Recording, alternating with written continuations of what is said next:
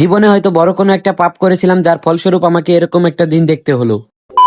সকাল সকাল ঘুম থেকে উঠেই শুনি আজকে নাকি আমার স্বাস্থ্য বোনের বিয়ে ঢাকাতে। ঘুম থেকে উঠে রেডি হয়েই চলে আসলাম মাইক্রোতে, আর দেখতে দেখতে চলে আসলাম পদ্মা সেতুতে। আজকে আমার স্বাস্থ্য বোনের বিয়ে, এটা আমি গতকাল রাত্রেও জানতাম না, সকালে উঠে শুনেছি। আর এইদিকে গাড়িতে সবাই শুধু ঘুমাইতেছিল, কিন্তু আমার তো আর ঘুম আসে না। সবার সাথে ঘুমাইতে ঘুমাইতে চলে আসলাম বিয়ে বাড়িতে। এসে দেখি সবাই রান্নার কাজে ব্যস্ত। আমরা যাওয়ার পরপরই আমাদের দুলাভাই মানে হবু জামাই চলে এসেছে, আর এইদিকে হেমায়েত ভাই আমাদের রেখে খেতে বসে গেছে। তাই আর কি, আমিও বসে পড়লাম। খাওয়া দাওয়া শেষ করে গগ গগ গগ করতে করতে একটি কোক খেয়ে ফেললাম।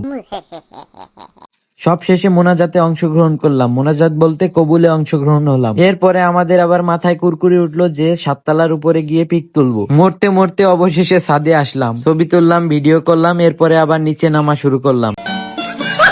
অনেকক্ষণই তো থাকলাম ঢাকাতে, এখন আর ভাল লাগতেছে না, চলে যাব বাসাতে। বাসায় আসার সময় দেখা হয়ে গেল তারেক রহমানের সাথে।